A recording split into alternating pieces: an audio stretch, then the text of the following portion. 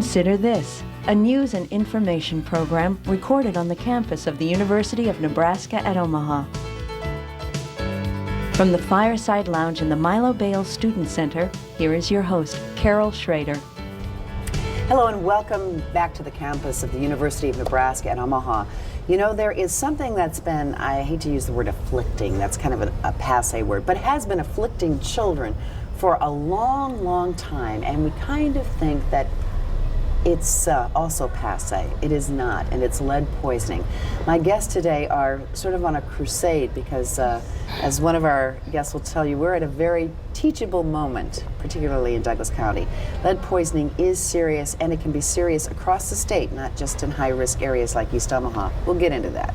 I am very proud to have, I call them a triple threat, but I'll call them a triple boost. A terrific panel today, Dr. Adi Poor, and that's a PhD doctor. She is head of the Douglas County Health Department, and for 13 years before she took the job with us here in Douglas County and we lucked out, she was a state toxicologist. So lead is toxic, and it's been an interest and a passion of hers. Also a passion for Dr. David Filippi, and that's an MD doctor. He is, he's all kinds of things. He's Secretary-Treasurer of the Metro Omaha Medical Society.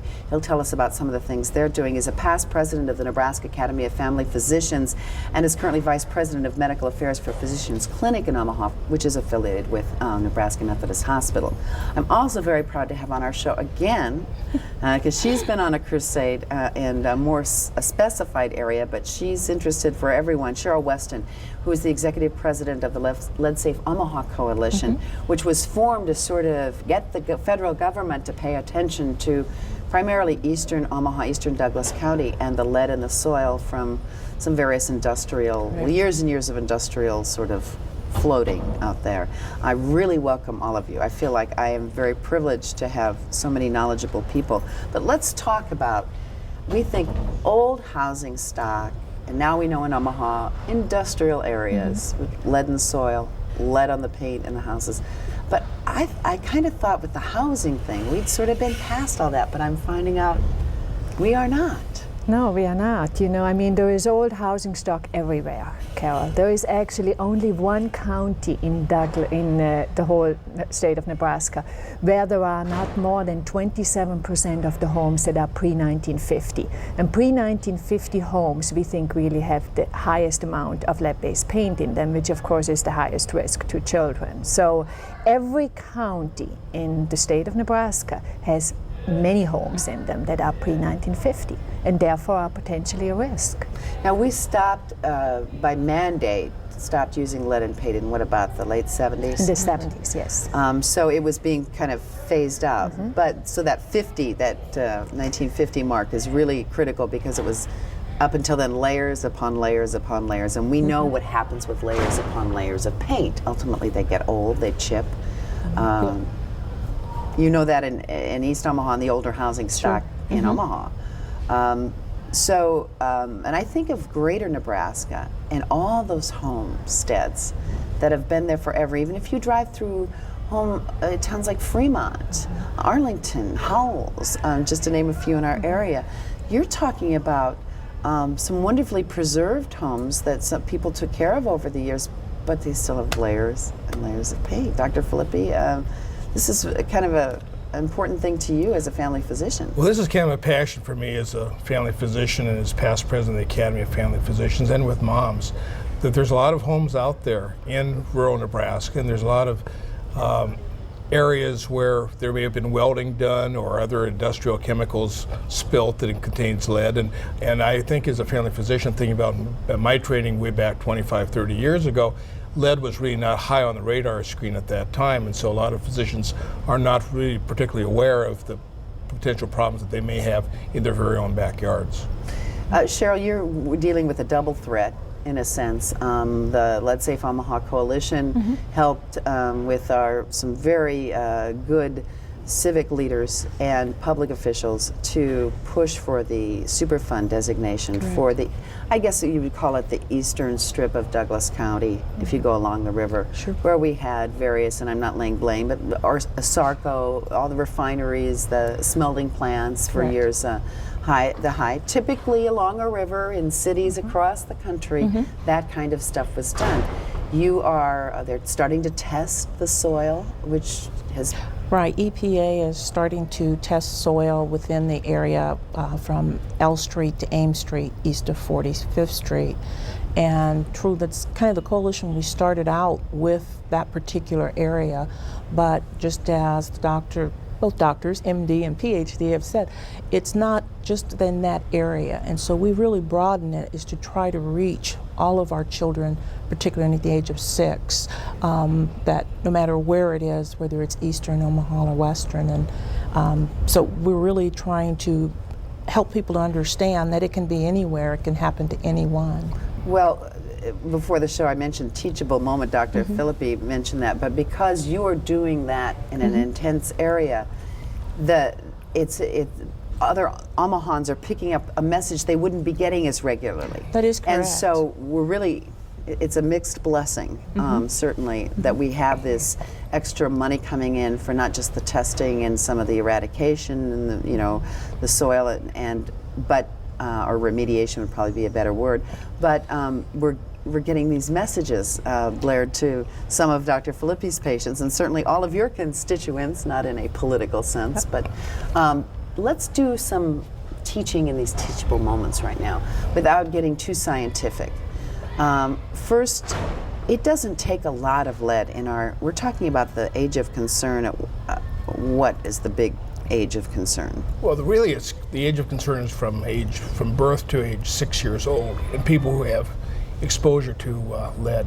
We're finding that most children get diagnosed with lead poisoning around 33 months of age, so between age 2 and 3, and it's that hand-to-mouth age. Yeah, we used to think it's crawling around, but it's not so much. It's when the child is cruising around, maybe picking off chips of paint from the walls, that type of thing. But even just they're on the floor, and everything is rubbing eyes in the mouth, and so they're just like a little possibly lead-feeding machine, not just because of their kids. Yeah. Correct. And also, I think we need to bring in the fact that they don't actually, I think there's a misconception that they have to eat the paint chips or consume them.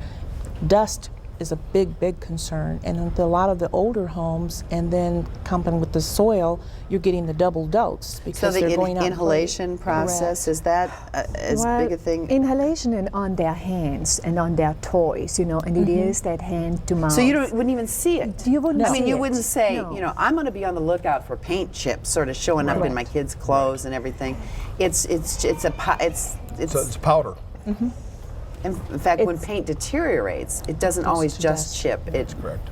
It just kind of becomes of dust. Now, it doesn't take a lot of lead in our little ones. In other words, I could probably ingest the same amount of lead as a 2-year-old, and I would rather not, but it's not going to have an effect on a brain that's already kind of, and physiological system that's all set. And I'm bigger. Well, a developing brain, of course, is more sensitive to the toxin. Once the neurons are set down and so forth, you probably don't, you're not as sensitive. Not as much can hurt you, not as much can help you. Exactly right. You're growing, and you don't need lead when you're growing. And the body is just, those pathways are just forming right and left, and anything that would keep it from doing. And then it's not just it's potential lowering of IQ, possible behavior problem. What's the realm of? Well, it's the entire realm. Anything that interferes really with brain function will be occurred, and we used to think that the normal levels for lead is up to 10, but we're finding some children between 5 and 10 are showing increased signs and symptoms of behavioral problems, attention deficit disorders, IQ changes, that type of thing. Certainly in higher amounts, of course, you'll have more severe problems with the brain. So it can be anything from very, very subtle to very, very severe. Now, I know Cheryl was sort of, I got an email from her early in the week saying, look, check the World Herald out. The Omaha World Herald did a very nice front page story with a follow-up in the living section about things about lead and what to look out for. It was very educating, and Cheryl knew that they were reaching all of the area, but it talked about strides in testing. We're testing, was it slightly over 50% more children Yeah, in Douglas County, we tested 9,500 children in 2002 compared to 6,400 in 2001. So we have made wonderful strides with the physicians in our area, again, because of the increase of awareness. People are more aware of it. However, at the same time, we need to say we still have 453 children who have elevated platelet levels, which at this time is at 10 micrograms per deciliter or above.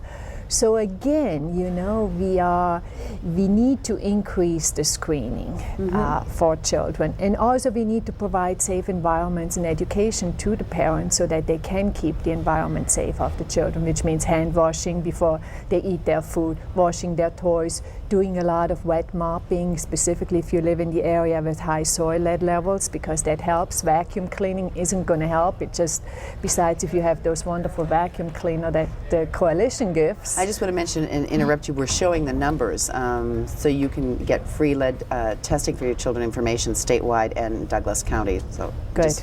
wanted to make that. But one of the things that's interesting, and I didn't even know it till Cheryl, the Lead Safe Omaha Coalition has a cable access show. They've been really pumping out information, but I didn't even think of what toys and things. And you've Simple been really good on, things. you know, the wiping and the, I mean, you know, paper towel, buy stock and paper towels, and you know, constantly throwing them away then. Right, instead of taking a dust rag. But it's interesting. I have a niece who, when she was about 4, they live in southeastern Omaha, and she was just not feeling well, not just kind of lethargic, and I mean, I don't remember she's much older now, but she they took her to the, she had pretty high lead levels for her age. I can't quote the amounts, but they immediately, the Douglas County Health Department, checked the house, offered advice on how to remediate the situation, and then came back and checked it. Now that was a little scary to these very good parents who are very clean, you know, thought they were doing everything right, but after they kind of all settled in, their kids threatened, and then somebody comes in, but they felt so good about that they had done everything right, that yes, this threat was something we had not even really thought of, but that the feeling they had afterwards is that this is no longer a threat to my child. Yes. And you know, I hear that a lot from parents who really later on say, you know, I am so glad I found out about this, and why didn't I know about this before? I have parents who come and say, you know, my child could be the president of the United States, but he was chewing on this old crib that I later found out had lead-based paint on it. And so it's all by educating the people and giving them tools to make the environment safe. Cheryl, I know that you have talked to many parents like that who, although Definitely. chagrined and very upset because we put hope springs eternal for our offspring, that they will be president or whatever they can be, and although they're upset about it, they'll say, it's early, we think, you know, or it's not real elevated, so there probably wasn't that much to worry about. We get that kind of gamut, and is that there are some, and I'd have to agree with Dr. Poore, they are so relieved. And what we really are trying to stress to parents, that they don't feel like they weren't good parents or they didn't, because if you don't know about something, there's nothing you can do about it. But I would say all of the parents that we've talked to, and that's really saying all, have been saying, well, now that I know, I want to try and do something, and they do. And then they'll They could spread the word to and the that's next right, person and that's too. what happens. You know, it's interesting. As I say, we put such a high premium on our children, which we should. I mean, that's how life is, and we nurture the next generation. But sometimes we get, you know, it's the scare du jour, scare of the month. You know, everything's scary when you're a parent these days. But I mean, you know, we teach our kids safety with strangers, and we do over this but the odds of living in an older house or living in a certain part of Omaha, I mean, the danger to your child is so much more than getting kidnapped. Not to minimize all the kinds of things that we're concerned about. Wouldn't you say, Doctor? I mean, I agree. No, I agree, and I guess the one concern I have is, again, it's not an Omaha problem; it's a statewide problem. And the attention to Omaha is justified and important, but we need to be taking a look at every single community around the state, because it's, you know, we have a fairly major problem in Omaha that you've got minor problems in every county. You've got pockets of high probability. Exactly. So it's even if you have a newer house, if you know someone that lives, I mean, just say a word. You know, just take the time to mention it. And I think we need to say, Carol, these children are asymptomatic. You can't look at a child and say it has an elevated platelet level. So really, the only way you are going to find out is if you have a lead screen done on that child.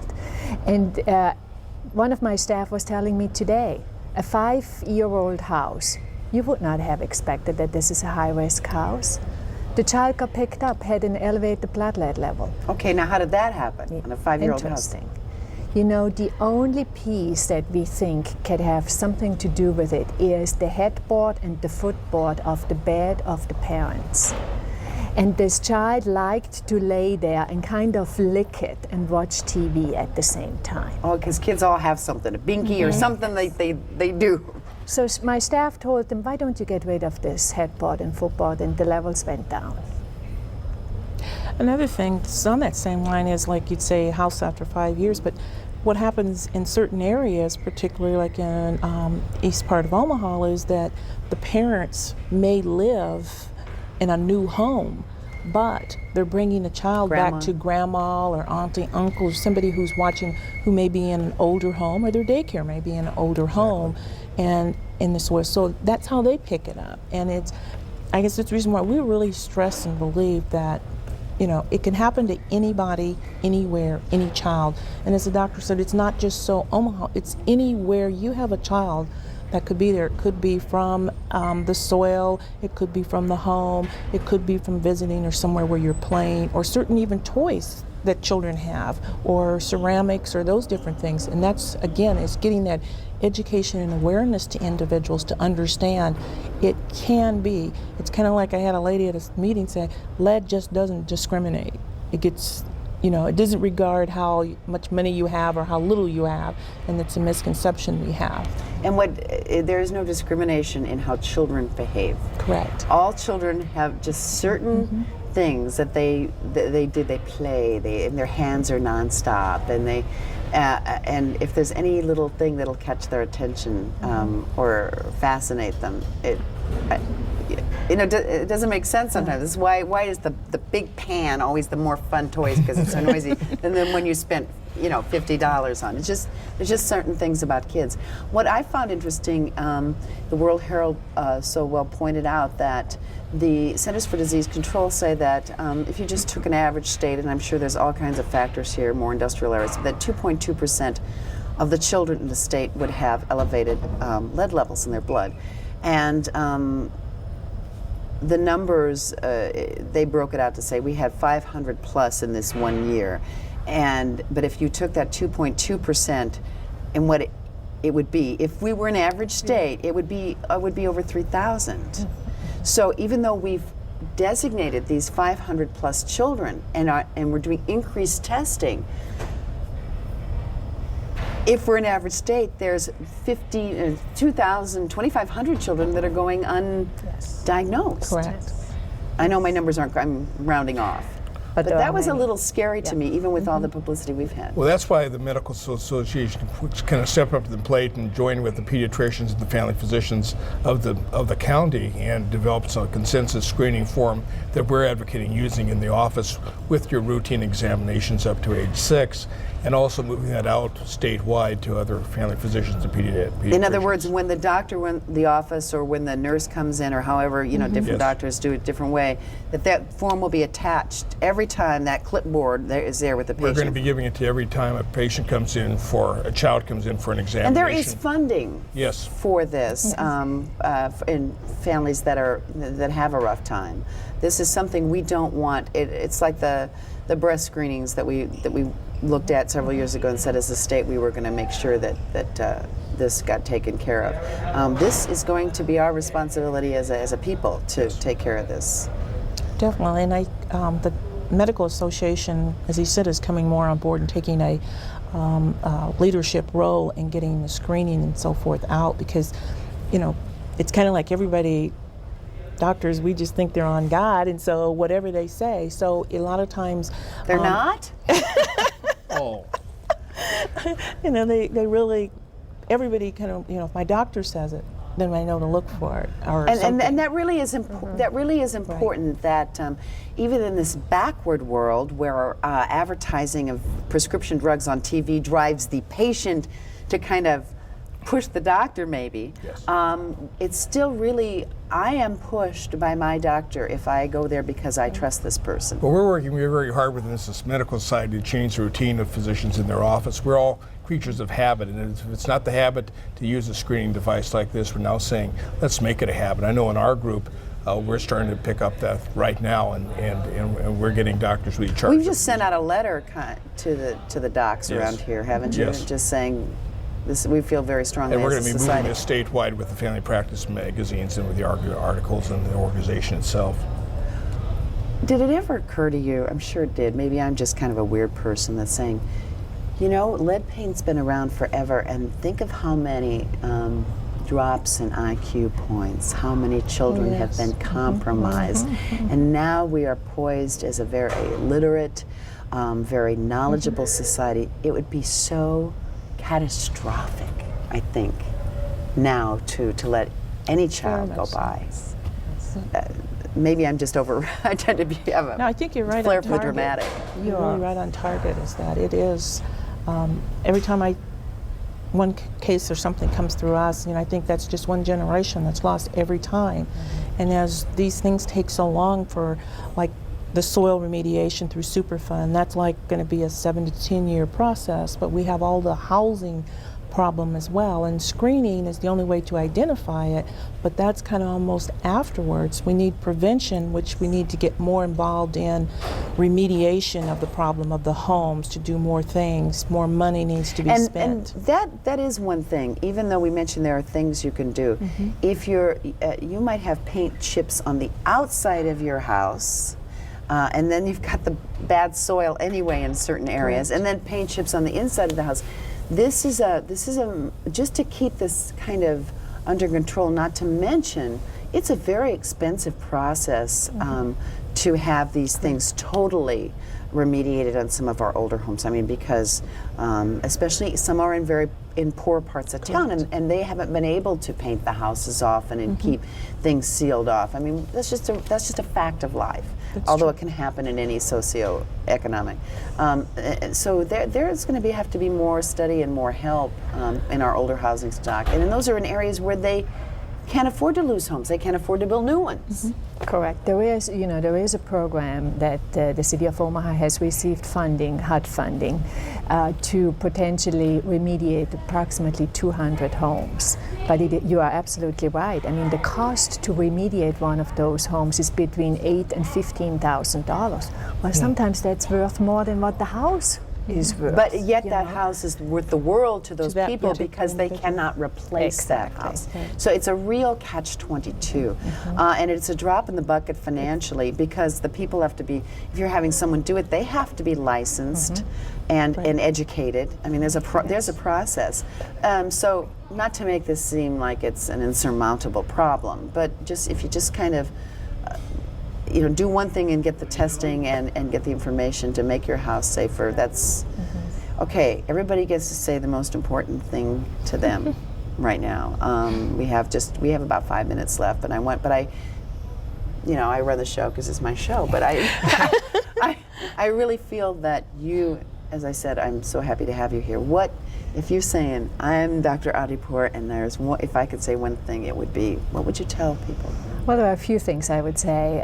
First of all, really, families need to take control themselves. Don't leave it up to the physician.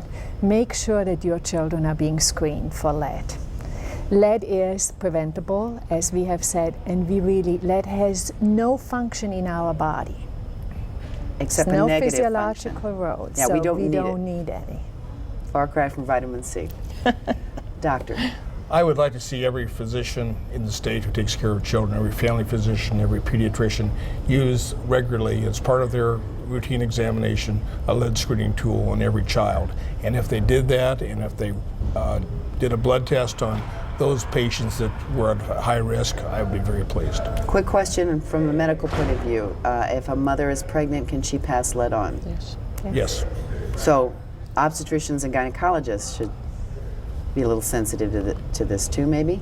I don't know. I don't know of any national guidelines on that yet. There are no national guidelines on it, but again, if Or prime them before the baby's born, Yeah. that if you... Obviously, prime them before they're born. I don't know the... But anyway, so sensitive at every Exactly. stage Yeah, that this exactly. problem could happen in It's the on the future. radar screen in every county. Okay, and Cheryl?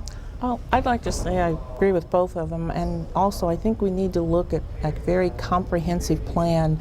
We have our war against drugs and a war against this. We need to look at this as developing some type of comprehensive plan to address this issue and put a war on it, because as Dr. Porter, it's a very preventable disease, and every child we lose, and as you've said, our children are our most valuable assets and everything we want. So I would hope that we work together, all of us, making this a disease that will be eradicated by year 2010. And again, yeah, there is kind of a goal That's to do right. that. But again, just brush this off. No. If you are a parent in a new house, where do they go? Where do these kids stay? Where do they go? Grammy, does she live in an older house? Just don't brush this off if you think this just doesn't apply to me. It's kind of like we have the war on terrorism. You talk about the wars. That's right. Led is kind of an environmental terrorist for for our children, kind of That's lurking true. there, waiting in the wings. Yeah, I agree. To do the job. We want to mention that folks can view this show. So if you want to recommend it to someone, you can view it on the internet. If you don't catch it in the many times it runs in the metro area and the few times it runs statewide, at unotv.unomaha.edu. That show will be loaded in the next couple of days, and we'll also have some of these numbers again. So if you want to send someone to unotv.unomaha.edu, and that could get them started. But there's so many ways. You can do a search and come up with Douglas County, the state of Nebraska, Health and Human Services. Let's say if Omaha, I did a search on you. We're there. You can all be found. And I want to thank you very much. Anything coming up in the near future, information-wise, or things to be on the alert for? For that specifically? Well, with regard to some of the public education going on, besides you informing your docs.